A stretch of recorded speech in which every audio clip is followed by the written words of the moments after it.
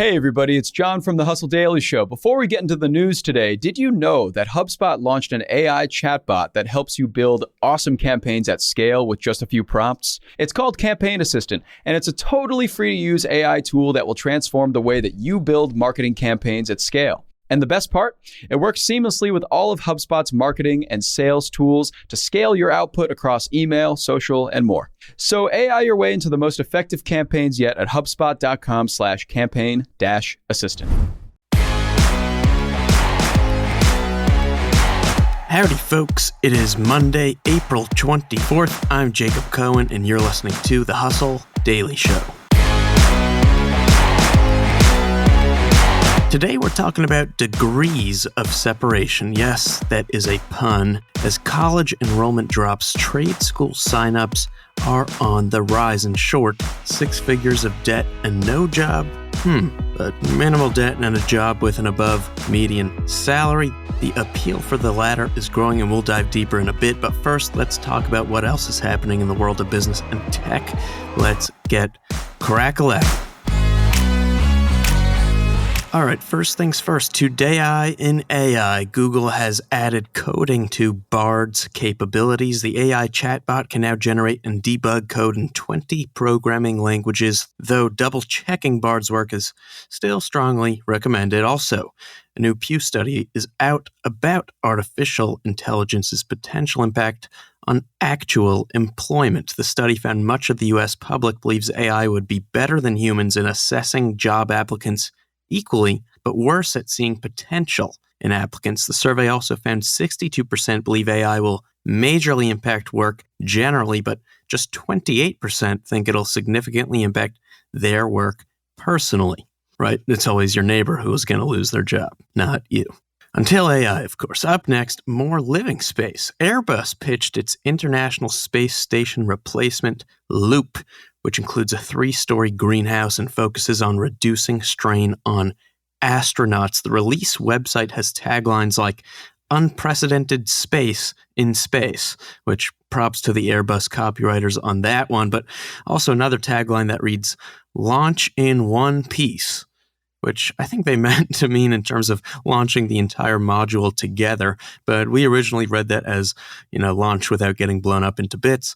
Also, no word on what in-flight entertainment they have available on this, and I, for one, would like to know about that, but let's keep it moving along. Lyft is in need of a lift, a pick-me-up, you could say, as new layoffs could affect 1.2 thousand jobs, or 30% of the company's 4,000 employees. New CEO David Risher wrote that the company needs to cut costs to deliver affordable rides, compelling earnings for drivers, and profitable growth.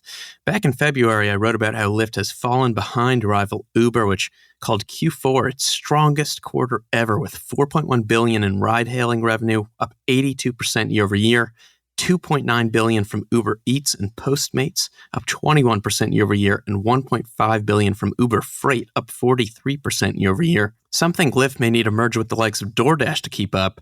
Alternatively, I think they could establish an insidious sleeper cell to sabotage Uber from the inside, as comedian Nathan Fielder once attempted. Go check that out, it's hilarious.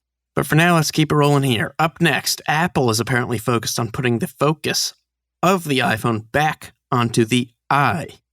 The company is reportedly developing another health-focused feature, a journaling app, actually, that would come pre-installed on each phone through iOS 17. Of course, journaling apps have been an enormously popular app category as long as the iPhone and the App Store have been around. As such, this could be a really popular app for a really wide user base. And that's also exactly why some people are probably going to be pretty upset. Paul Main, for instance, the founder of the Day One journaling app, told the Wall Street Journal, "It's always the worst thing to have to hear that you're about to be Sherlocked," referring to a term that describes Apple offering features that make installing a popular third-party offering unnecessary. Now, meanwhile, at a TED Talk, Humane, a startup led by former Apple employees, shared a live demo of its new wearable device, an AI-powered personal voice assistant that you wear in your chest pocket that can project a display onto your hand, and that gives off strong "we live inside of science fiction now" vibes. It's a pretty secretive venture so far, and it's also raised $230 million. So at some point, they're going to have to go a little more public with what they have to offer, and we look forward to that day. In other news, now this is not investment advice, but it may be time to start thinking about your kelp portfolio. A new Nature-published study estimates the globe's coastal kelp forests provide up to $562 billion worth of services annually through habitat support and nitrogen removal, more than 3 times higher than previous estimates. And you can expect this to go up too. The study's models didn't even include the economic impact of coastal protection, tourism, and recreation. Plus, a rising trend in concert ticket prices is definitely not music to our ears. The average resale price on SeatGeek is $252 so far in 2023. That's up more than 2 times since 2019. Some artists like Taylor Swift, Beyonce, and Bruce Springsteen are hitting seriously sharp notes with averages as high as $1,300, $480, and $469, respectively. Also, unfortunately, long-struggling Bed Bath & Beyond filed for Chapter 11 bankruptcy protection on Sunday after failing to raise funding. Shares of the company have fallen 87% this year, and it was valued at just $138 million on Friday. I say just because it was worth more than $17 billion back in 2013. And lastly, unless you work in the felony misappropriations biz, you probably don't hear this every day. A former fiscal officer in Vinton Township, Ohio, was sentenced to years in prison in order to pay almost $340,000 in restitution after pleading guilty to using public funds to buy kayaks, hot tubs, a popcorn cart, a swimming pool, a CPR mannequin for personal use, and, oh yeah, a wildebeest, 2 owls, and other items for his private zoo, of course. All right, and with that, let's get to today's main story. Okay, so those America is short on skilled labor alarm bells have been going off for years now, and boy oh boy, have they gotten louder. There are now active shortages of around 500,000 construction workers, around 600,000 auto technicians, and around 800,000 manufacturing jobs. There's also a scarcity of carpenters out there, but we're now seeing an encouraging sign that those bells may be answered and then perhaps tuned up and serve some dinner. Recent enrollment data shows trade school interest is on the up and up, with double-digit increases in many vocational programs, including mechanic, repair, construction, and culinary fields of study. Now, that's quite unlike 2- and 4-year college enrollment, which is on the down and down, 7.8% and 3.4% respectively. So what is up? Well, mindsets are shifting. These numbers are partially a pandemic rebound as hands-on fields strain to offer hands-on training.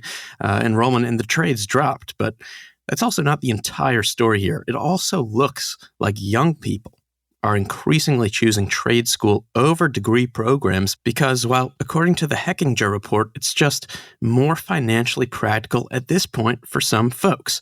Cost and debt differentials are, of course, a huge factor. The Washington State Auditor found public universities 2 times more and private colleges 10 times more expensive than a technical education. But mostly, it's what happens after that matters, right? The promise of actually having a job. And federal data shows trade school students are more likely to be employed after school than their high-spending university counterparts, and much more likely to actually work in their fields of study, too.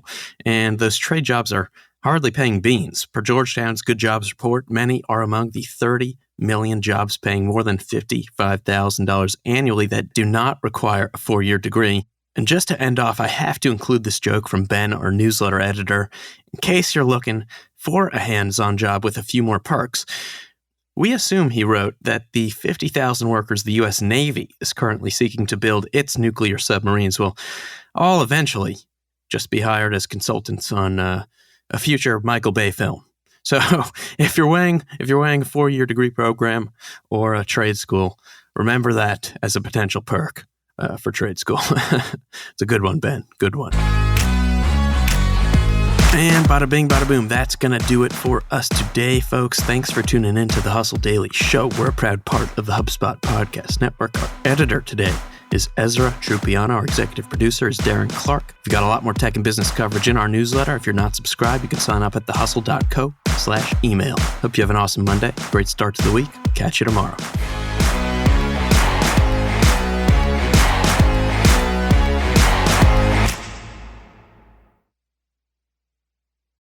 Hey guys, if you listen to the Hustle Daily Show on Google Podcasts, we want to let you know that the option will no longer be available pretty soon. Google is sunsetting its podcast app sometime in early 2024 in favor of YouTube Music, and we want to give you a heads up before it's too late, since that time's almost here. The Hustle Daily Show is available everywhere and anywhere that you listen to podcasts, like Apple Podcasts and Spotify. If you're using YouTube Music, we are there as well. If you're an Android fan, there are plenty of apps like Overcast, Pocket Casts, Player FM, and more. So just search for us wherever you decide to listen to your favorite podcasts.